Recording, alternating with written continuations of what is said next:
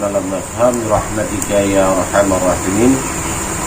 اللهم زدنا علما وألحقنا بالصالحين وفقهنا في الدين وفهمنا هذا الكتاب آمين يا رب العالمين.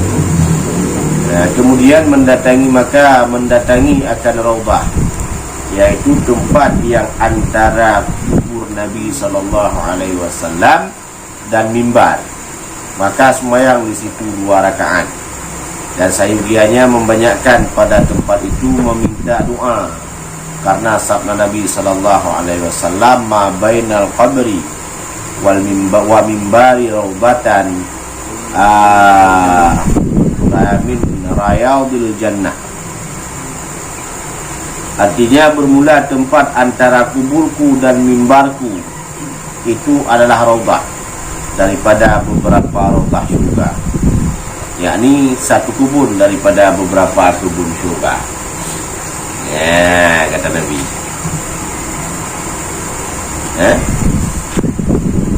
Jadi setelah kita mengunjungi daripada makam, kita geser sedikit dan juga kita disuruh berhenti sejenak ataupun mendatangi kepada Raudhah. Kemudian Raudhah itu letaknya di antara makam dan mimbar. Disunatkan padanya itu sembahyang 2 rakaat. Ya, dan disuruh perbanyak-banyakkan doa pada tempat itu. Karena Nabi berpesan, ma bainal qabri wa mimbari raudhatan min rayadil jannah. Artinya tempat yang antara kuburku dan mimbarku itu adalah raudhah. Artinya adalah salah satu kubur daripada kubur syurga. Itulah arti daripada raudhah. Ya. Maka perbanyak-banyakkanlah doa pada tempat. Lagi sabda Nabi SAW, wa mimbari ala khawadi. Artinya mimbarku ini di atas telagaku. Mimbar Nabi di atas telaga ya, hakikat. Dan sunat minta doa pada sisi mimbar itu, dan sunat ditaruhkan tangannya atas puncak tiang mimbar yang dibawa, karena adalah Nabi SAW menaruhkan ia akan tangannya ke atas pada ketika ia membaca khutbah. Ya, sunat minta doa di sisi mimbar. Ya, lepat mimbarnya humloh nantuk lah. Bagi-bagi ulai katuk mungkin yang lepat. Dan sunat menaruhkan tangan di atas puncak yang mimbar. Ya, mamnya bak puncak mimbar Masjid Perdamaian. Masjid Perdamaian lagi itu mimbar pada puncak lah. Ya. Masjid kamu gantang nak puncak dia. Ya. Puncak ni baru ya.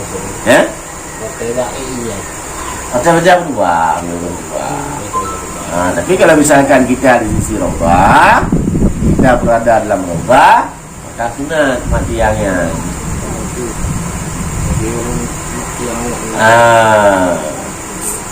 Sunat mati puncak dia. Yang berdoa buat tiangnya adalah tu. Karena ada sebahagian kadang itulah perbedaan antara orang awam beribadah dengan orang berilmu beribadah. Kadang orang awam beribadah terfikirnya mendoakan ya pada tempat itu imlake buat tempatnya, tolaklah karena tempat itu dianggap tempat karamah, dianggap tempat kelebihan, maka memintalah suatu permohonan pada tempat karamah itu, dan syirik.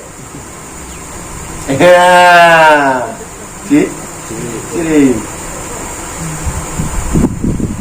Jadi kalau misalkan orang berilmu tafa'oi namanya. Dia ambilkan keberkatan pada tempat, bukan berdoa pada lagi ada jauh ujrat. Ya. Kalau orang Wahabi Salafi bilang menziarahi makam, berdoa pada makam, berdoa di tempat di makam, dosa syirik. Apabila berdoa pada makam baru syirik.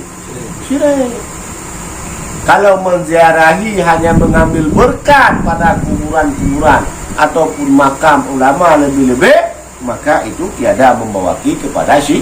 Hanya mengambil keberkatan dengan berkat umpamanya kuburan sepulan ataupun yang ada dalam kuburan dengan berkat karamahnya, sampaikan cita-cita kami ya Allah. Kita berdoa kepada Allah, bukan pada kuburan.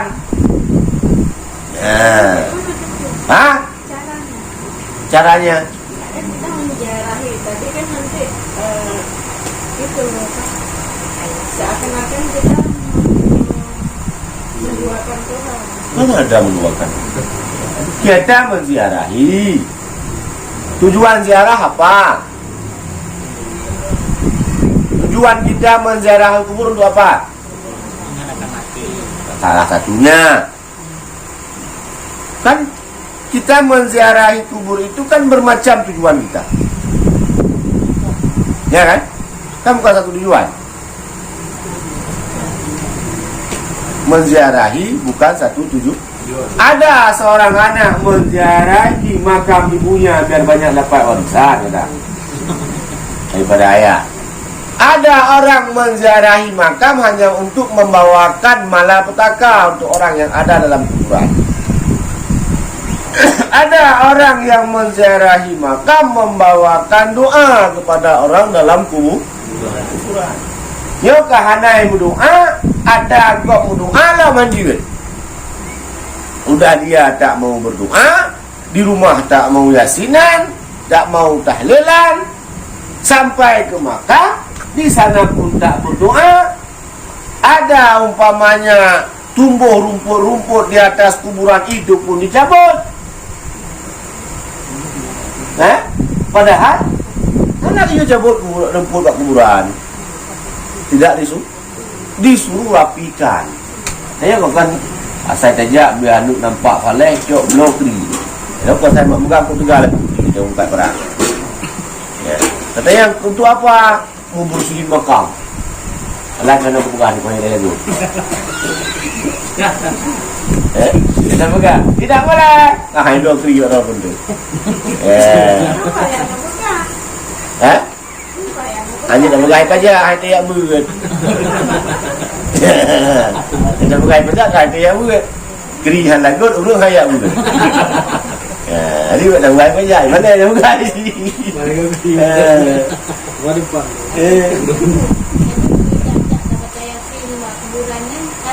Ana membaca Yasin, membaca Al-Quran umumnya, apa saja surat yang tercantum dalam Al-Quran, membacakan Yasin padanya, maka Allah Ta'ala akan menurunkan rahmat pada tempat yang ia baca. Kehalah. Ada juga yang ini di kuburan keramat kan orang sholat di situ. Bisa tuh. Boleh, kenapa nggak boleh? Di samping kuburan. Di samping kuburan, jangan menyembah kuburan. Ya. Semuanya mana-mana boleh. Asal tempat suci lagi dihormati, kan boleh. Tempat-tempat lagi. Nah, boleh kita semua. Cuma niat sembahyang itu ya tetap niat sembahyang. Bukan cuma niat menyembah kuburan. Kalau niat menyembah kuburan baru tak boleh. Ya. Apa? Ya, yang mungkin di kalangan umum yang kita anggap mencabut rumput di atas kuburan masih dibolehkan. Nah, padahal ada larangan tidak boleh mencabut ataupun selagi dia tidak membahayakan kuburan. Dia topi betul. Yang baru kau. Posisi bak kaya raya. Tengah-tengah kuburan. Kan? Ini lagi atas boleh tak. Kan kuburan kan jadi hancur karena bak kapoknya. Kah? Benda peko hancur kuburan kau hancur. Hancur kuburan kau bebas. Pakai tarik pada kau ni, ada ubud dari kau. Mana buat mana yo? Pakai masa aku hati kau lagi. Ini kan salah satu contoh, itanya hantar lihat aja ukuran.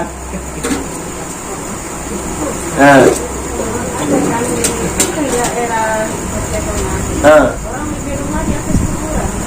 Orang Bikin rumah di atas. Kita tengok berapa lama ada kuburan itu.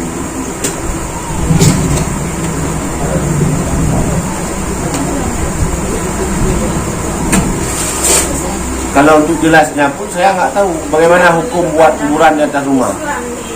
Rumah di atas kuburan. Oh, kejelasan hukumnya saya kurang tahu. Kalau mengenai dengan masalah buat rumah di atas kuburan, apa boleh atau tidak? Mungkin nak kuburan tu seolah jangan bekas. Enggak rumah. Mahum. Ya. Ini yang jadi masalah perbincangan pada umum, yang masih dianggap oleh umum boleh mencabut rumput pada kuburan. Kalau dia juga di samping-sampingnya disuruh bersihkan. Ya. Kalau misalkan ada tumbuhan yang membahayakan kuburan, baru disuruh cabut. Ya, ni etika ayat timur bunga-bunga ekmi ya, macam mana? Tak pula buang lain entah. Kenapa? Karena tumbuhan itu mengucapkan tasbih kepada orang yang ada dalam kubur, ya kan? Jahil bu'a jak mujrat, bu'a mendoa, nalun ya pun. Jaga kuburan. Hai, kamu biasa jaga kuburan, jaga kuburan kubur lain man. Orang jaga kuburan serba salah. Dibersihkan, pengicok, bersihkan, pek ulang kubur. Cuma yang masalahnya ini pada anaknya, keluarganya, itu yang masalah. Kenapa kok bisa jadi seperti itu? Karena mungkin anaknya kurang ataupun tidak pernah menziarahi kuburan orang tuanya. Anak betul real juga ya. Maka itu akan berketerusan pada keturunan kita. Kita malas menziarahi makam orang tua kita, esoknya anak-anak kita pun malas menziarahi makam kita. Kita malas mendoakan kedua orang tua kita, esok anak-anak kita pun malas akan mendoakan kita. Itu hukum adat. Jadi tanya walaupun kita umpama malas kita kadang-kadang, bukan malas mungkin gara-gara alasan tertentu sehingga terhalang kita pergi untuk menziarahi makam, jangan sampai lupa mendoakan orang yang telah tiada. Ya, kalau di Aceh, daerah-daerah Aceh Selatan, tahlil tidak seluas-luasnya dibuka. Tahlil di sana khusus orang-orang yang sudah mempunyai terikat tahlil, yang sudah ada terikat sama dia. Ada suatu tempat dikasihkan batu, orang pergi tahlil, tahlilkan dengan batu itu, kemudian batu itu dibawakan kepada kuburan. Di Samadiyah waktu betul kan? Ada kuburan itu. Dia tahu dia minta betul-betul kuburan itu kuburan ini. Itu apa untuk tadi? Ya, beda.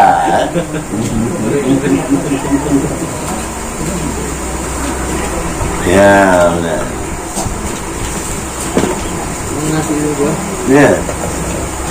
Untuk Mbak Luganda kan, juga Mbak Abu ya Abu Dawari. Nanti juga kebatnya Mbak kuburannya itu. Masuk lagi? Kalau lagi? Mbak Abdul Rauf, Mbak Ut, Abu ya Abdul Rauf. Banjaran. Hanya lagi aja ni ubi. Cok aja, bukan cok aja. Cok itu berarti katakan nak anele berarti. Minta gitu aja. Kadang dincak. Ada dincak, yang ada dincak mana dincak?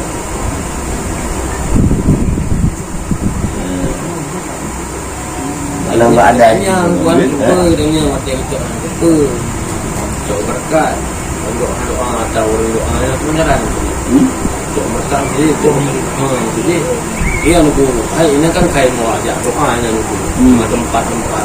Kada ibuan mate doanya tu nah. Karena maksudnya lagi om seandainya Kahaju, ada doa para awliya, kahaju kan melalui batenya. Jadi kita bicara, bukan kain doa di batenya, kan? Jadi kuhaki itu bukan apa digambarkan Pak Lurah Buya Bali, jadi di bawah sini yang kita bicara. Boleh saja. Karena kan tergantung mbaknya hati tanya batenya. Jadi cocok berkaitan dia boleh aja. Cocok berkat benar-benar. Ini kalian menteri boleh. Awak sebab awak padang untuk itu. Kami bawa orang pada bawa rumah mati. Oh, juga ada mati. Ada bukan apa boleh betul ikut. Bahkan mati ada dalam kubunya dengan ada luar sama betul ji. Sama. Apa sama mati dua mati lah sama dia udah jauh.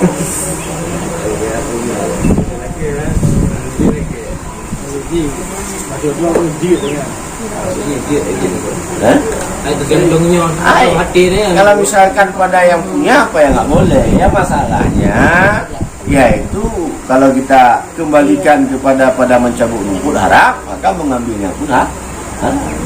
Ada cok hak kok luar. Ya. Bukan dia kan ada gedung. Kan?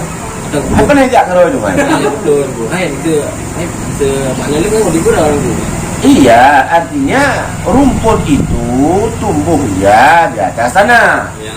Bukan batu itu tumbuh membesar bukan di atas tanah. Namun artinya rumput dan batu sama-sama itu makhluk Tuhan. Artinya sama-sama ya makhluk hidup. Dua-dua udah. Kalau pada bahasa logika, rumputnya makhluk hidup dan tumbuh. Ya, batu makhluk hidup tak tumbuh. Mana ukur sebab? Cuma dua-duanya ia hidup.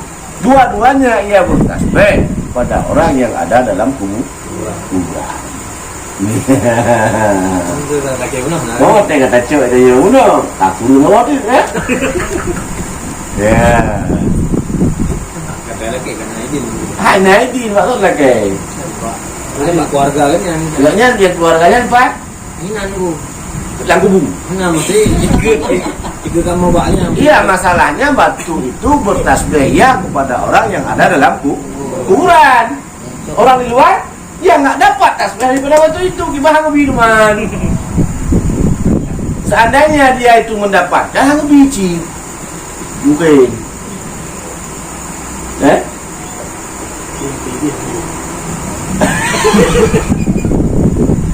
Pada hak batu boleh, karena yang ada pada tempat itu adalah masih dinamakan dengan hak keluarga.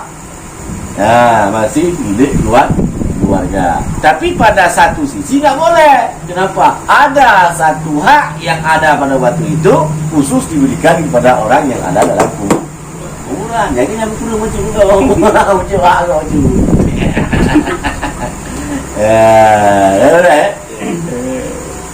Masuk batu nisan. Bukan batu kerikil. Tidak. Yang bertasbih untuk orang.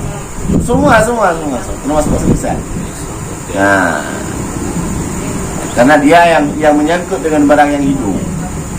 Macam bak kuburan kaya dia aglang Mana punan bapak ulang kubur. Bapak tengok kaji boleh karena kita mengikuti peraturan kampung. Kerendah, kapan sama orang kampung. Nah, yang di rumah, aki le mati mana mesti ni ada betul ada punya berdua kuburan. Nah, di sini kan gitu kan? Ana ada berposisi.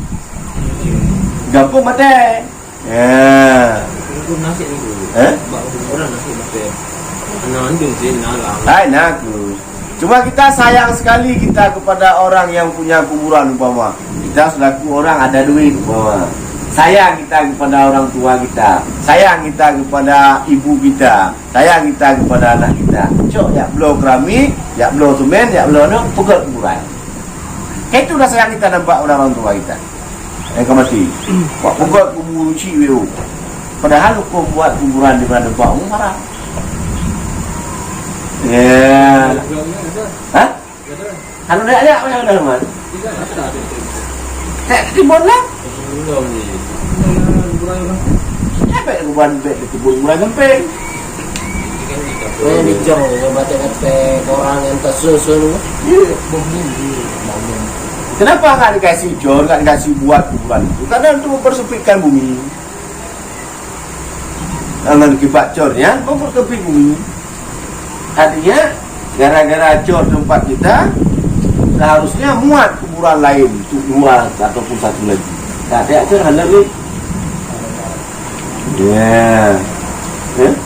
Lebar kuburan umpamanya dibuat 60 cm. Luas 60 cm ataupun 70 cm. Kalau kita buatkan semen-semen itu berapa cm? Paling kurang kan 1 meter. 30 cm itu makan tanah lain. Ya aku lelah dari dia. Bayangkan kalau satu kuburan 30 cm, 10 kuburan 300 cm. Menunggu di kuburan lain, di bong-bong. Beda hal dengan tempat pribadi. Ada yang mengatakan pada tempat pribadi, boleh. Apa anak usaha mana kau? Apa lagi? Dah. Ya. Jadi tadi kan misalnya kuburannya udah dibersihin karena kita tahu kan. Jadi kita ada tahu kita taruh batu kerikil di atas kuburan itu lagi, boleh? Boleh. Kita taruh batu-batu. Tapi yang lebih bolehnya lagi, jangan sampai kita lupakan mereka. Selalu mendoakan mereka, selalu bertasbih kepada mereka, selalu beristighfar kepada mereka. Itu lebih bagus lagi. Tentu lebih afdal kalau kita berdoa ketika ziarah atau ketika kita jual ziarah. Lebih afdalnya berdoa tanpa waktu. Tidak mesti saat ziarah, tidak mesti di luar ziarah, tidak mesti di rumah. Karena mereka itu sangat membutuhkan daripada doa kita. Dan tamsil orang mati dalam orang mati itu tamsilnya ibarat orang yang hanyut ataupun orang yang tenggelam di laut lepas.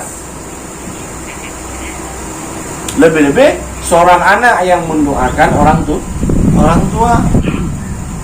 Maka doa anak tersebut tidak diijabkan oleh Allah, langsung diijabahkan.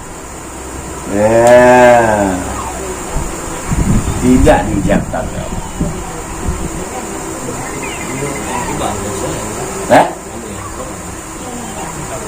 Dinamakan anak yang soleh. Ada anak soleh itu dimauci.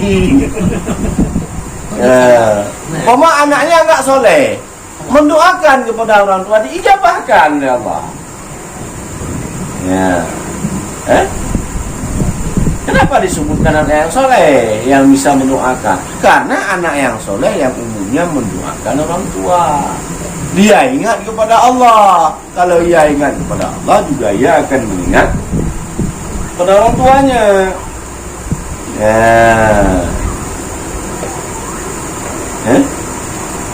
Masya Allah, punya ingat katanya.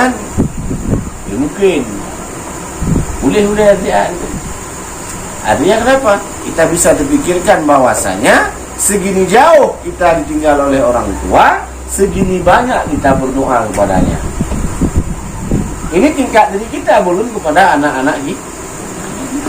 Kalau misalkan oleh soal anak-anak kita yang kita tinggalkan, mungkin mereka akan melupakan kita selamanya.